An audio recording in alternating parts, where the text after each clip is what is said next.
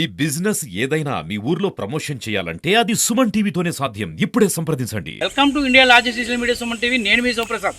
లింగం చంటి అనే ఒక పెద్ద ఆయన అయితే మాత్రం గత 2 సంవత్సరాలుగా తన భార్యతో కలిసి కుటుంబాన్ని దూసరపాము గ్రామంలో కుటుంబాన్ని వదిలేసి అయితే మాత్రం ఇక్కడైతే తాను వ్యవసాయం చేసుకుంటూ జీవిస్తున్నాడు. ఈ నేపథ్యంలో ఇక్కడ అతను దాంతో పాటు పశువులతో పాటు కూడా కోళ్ళని పెంచుకుంటూ తన జీవనాన్ని అయితే కొనసాగిస్తున్నాడు. అయితే గత ఏడాది క్రితం తన భార్య చనిపోవడంతో తాను ఒక్కడే ఈ ప్రాంతంలో నివాసం ఉంటూ కొడుకులు తాను ఇక్కడ ఈ మకానికి అయితే వచ్చి ఆహారాన్ని ఇస్తూ వెళ్ళడం అనేది పరిపాటిగా సాగుతుంది. కానీ నిన్నైతే మాత్రం కేవలం కోళ్ళ కోసం కిడ్నాప్ చేయడానికి అయితే మాత్రం వాళ్ళైతే యత్నించారని చెప్పుకోవచ్చు. గంజాయికి అలవాటు పడ్డ యువకులు కూడా అనేక దొంగతనాలకు పాల్పడుతున్నారు. అయితే ఇది గంజాయికి అలవాటు పడ్డ యువకులు చేశారా, మరి ఎవరన్నా చేశారనేది పోలీసులు దర్యాప్తు అయితే నిగ్గు తేల్చాల్సిన అంశం. అయితే ఈ అంశంపై అసలు ఏం జరిగింది? నిన్న అర్ధరాత్రి 1 గంట తర్వాత ఏదైతే అగాంతకుల చేతిలో అయితే ఈయన బంధించబడ్డాడో ఆయన లింగం చంటి, ఆ రైతు, ఆయన దగ్గర ఉన్నాము. చెప్పండి అసలు ఏం జరిగింది రాత్రి? ఏం జరిగిందంటే అలాగా వచ్చారండి.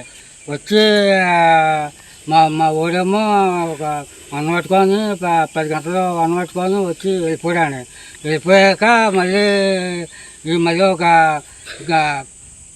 1 గంటకి ఆ టైం అప్పుడు నేను లేచి చూశానండి. వచ్చారండి. వీళ్ళు వచ్చి కుక్కరిచింది. కుక్కరితే ఏంటి కుక్కరిచిందని ఇక్కడికి వచ్చి చూస్తే 2 బోళ్ళు అక్కడికి వచ్చి ఆబ్జే చేసి చిన్న డైలాట్కి వచ్చేస్తున్నారు. డైలాట్కి వచ్చేస్తాడు ఈ రాజు చేప ఏమన్నా దోలు వదిలేసారా, పశువులు వేసారా, ఎలా వస్తున్నారో అది ఎందుకని అనుకొని ఇక్కడ దాకా వచ్చేదాకా నీ మాట లేదు. వచ్చాక మీరు ఎవరో అన్నాను. అన్నపోతే నువ్వు గంజా వ్యాపారం చేస్తున్నాడు కదా, అలాగే నాకు వచ్చాను. నేను గంజా వ్యాపారం ఎందుకు చేయాలంటే గంజా వ్యాపారం నేను చేస్తాను. గంజా వ్యాపారం నేను ఏమన్నా ముందు ఎప్పుడైనా చూసారా గంజా వ్యాపారం చేయడం? అలాగేలాగానే పదా ఎవరు చెప్పారు అలాగేలాగాని అన్నారండి. అలాగేలాగాని అన్నీ మళ్ళీ వచ్చి నువ్వు పద 2 చేతులతో పద, బయట కాదు లోన పద, చంటి చూడు ఎక్కడెక్కడ ఉన్నాయి అన్నారు. అని ఏం చేశారంటే మళ్ళీ వచ్చి ఇది గుట్టలో నువ్వు తీసుకొని నన్ను ఒక జోడ మనుషులు కట్టేశారంటే చేతికి కట్టేశారండి. గుట్టలు కట్టేశాక జోడ మనుషులు కట్టేశాక అప్పుడు మళ్ళీ నేను ఇక్కడ తీసుకొచ్చారండి. ఇక్కడ తీసుకొచ్చామో మళ్ళీ ఒక్కొక్క ఎదురు వచ్చారండి. ఎదురు వచ్చామో మళ్ళీ నన్ను మొత్తం ముగ్గురు పట్టేసి ముందు నన్ను కట్టేశారండి. ఇలా కట్టేశారండి. ఇక తాళ్ళతోటి అలాగా తాళ్ళతో కట్టేశారండి. అలా కట్టేశారండి. ఎంత కడుతున్నారు, ఏంటి కారణం ఏంటంటే మాట్లాడలేదు. నోరెత్తాటి చంపేస్తాం అన్నారండి. పొడిచేస్తాం గట్టిగా మాట్లాడామని అన్నారండి. ఎందుకు పొడిచేస్తారో ఏం పొరపాటు చేశారని అన్నానండి. అన్నాక మళ్ళీ వెళ్ళి అలా చెంచులాట రమ్మన్నారండి. రోడ్డు మీదకి వెళ్ళి బండి కట్టుకెళ్ళి 5 సంచులు బట్టలు చేసి సంచులు 5 సంచులు ఆ సంచులో తెచ్చుకున్నారండి. తెచ్చుకొని నన్ను ముగ్గురు కట్టేసి ఇద్దరు ఇక్కడ నుండి ఇద్దరు నచ్చిన కోళ్ళని తీసేసుకొని ఈ కాలుగూడు ఆ కాలుగూడు ఆ కర్రల మీద ఆ జాబులో తీసేసుకొని అది తోసిన కోళ్ళు తీసుకుని కట్టేసి సంచిలో పట్టేసుకున్నారండి. పట్టేసుకొని తర్వాత నాకు కొట్టలే చెప్పలేదండి. మళ్ళీ ఇంకా అక్కడ పెట్ట పుంజు ఉంటే అయ్యగా నట్టిపోతారేమో అని ఈ కట్టేసిన గుడ్డ ఇలా తిప్పి మూతి తప్పుకొని చెంటుమయాన్ని కాకేశానండి. శిల్పకాలలో దూరంలో ఉన్నాడు. ఏమో పలుకుతాడేమో కాకేశానండి. అతను పలకలేదండి. ఆ కొంచెం దూరం అలాగే నా పేరెంట్ కాపాడుకున్నానండి. కాకేసి వచ్చిన నలుగురిలో మీకు ఏమన్నా తెలుసా? ఎవరన్నా మనుషులు ఎలా ఉన్నారు ఏంటని? మనుషులు మాత్రం తెలుసు కానండి. అంటే ఎప్పుడైనా చూసారా మీరు వాళ్ళని? ఎప్పుడు చూడలేదండి. ఇక్కడే చూశాను నేను. మాస్కులు ఏమైనా పెట్టుకొచ్చారా? మాస్కులు ఏం చేయలేదండి. అలా మామూలుగా వచ్చారు. మంచి బలంగా ఉన్నారండి. నలుగురిని దెబ్బ ఉన్నారండి. వచ్చారండి.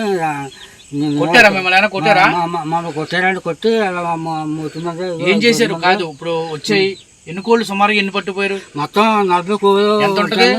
ఒక్కో కోడు 15,000 20,000 ఉంటాయి కోళ్ళు. ఒక్కో కోడు పెట్టలు కూడా 3,000 4,000 ఉంటాయి. ఎంత ఉంటుంది మొత్తం కోళ్ళు పట్టుకెళ్ళిపోయింది? ఎంత ఉంటుంది? సుమారుగా 40 ఉంటాయండి. 40 కోళ్ళు.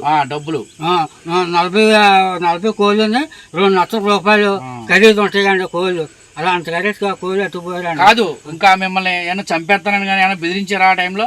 బెదిరించారండి. మళ్ళీ బెదిరించి నోరుగా ఎత్తుకుంటే చంపేస్తా ఉన్నారండి. నోరు ఎత్తేస్తావా చంపేస్తావా అంటే నేను మాట్లాడలేదు, భయపడి నేను ప్రాణం కాపాడుకున్నానండి. అప్పుడు తాళ్ళు మీరు తీసుకుని ఏం చేశారు? అప్పుడు కట్టేసి ఎప్పుడైతే పోయారో వెంటనే నేను కింద మీద తంటలు పడి జాయిగా ఈ చేతితో ఆ చేతితో తీసి నేను మళ్ళీ జాయి ఇది ఇంపేసుకొని మళ్ళీ అక్కడ బరిగెట్టిద్దాను. ఈ లోపల బండి వేసుకుని పారిపోతున్నారు.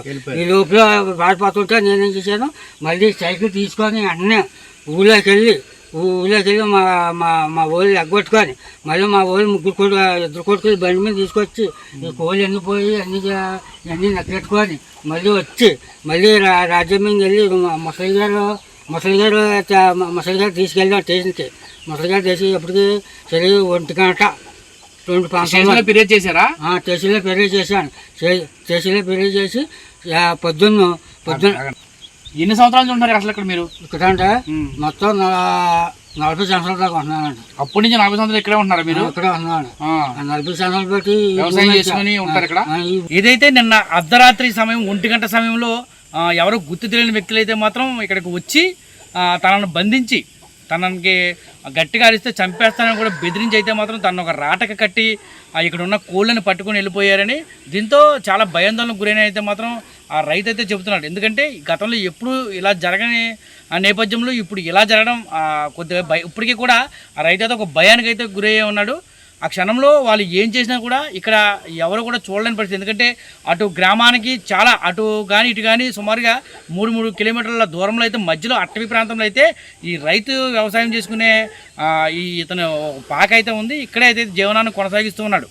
అయితే ఇటీవల కాలంలో ఏజెన్సీ ప్రాంతంలోని రాజవొమ్మింగి గ్రామంలో అయితే దొంగతనాలు ఎక్కువైన చెప్పుకోవచ్చు. గతంలో లేని విధంగా అయితే మాత్రం ఒంటరి మహిళలను ఒంటరిగా ఉన్న టార్గెట్ చేసుకుంటూ ఎవరో వ్యక్తులు ఒక గుర్తు తెలియని వ్యక్తులు అయితే మాత్రం ఈ దొంగతనాలకైతే పాల్పడుతున్నారు. అంటే ఇది ఏంటంటే కేవలం గంజాయికి అలవాటు పడ్డ యువకులు అయితేనే ఇలా ఈ విధంగా చేస్తున్నారు. ఎందుకంటే వారికి కావాల్సిన డబ్బుల్ని ఏ విధంగా సమీకరించుకున్న నేపథ్యంలో ఇలా ఒంటరి మహిళలనే టార్గెట్ చేస్తూ కూడా ఈ విధంగా చేస్తున్నారని మాత్రం మొత్తం టోటల్గా ఏజెన్సీ వ్యాప్తంగా అయితే భయాందోళనకు అయితే గురవుతుంది. కేవలం కోడి పుంజుల కోసం ఒక వ్యక్తిని చంపే ఆ స్థాయికి వచ్చారంటే వారు ఎంతకైనా తెగించే అవకాశాలు ఉన్నాయి.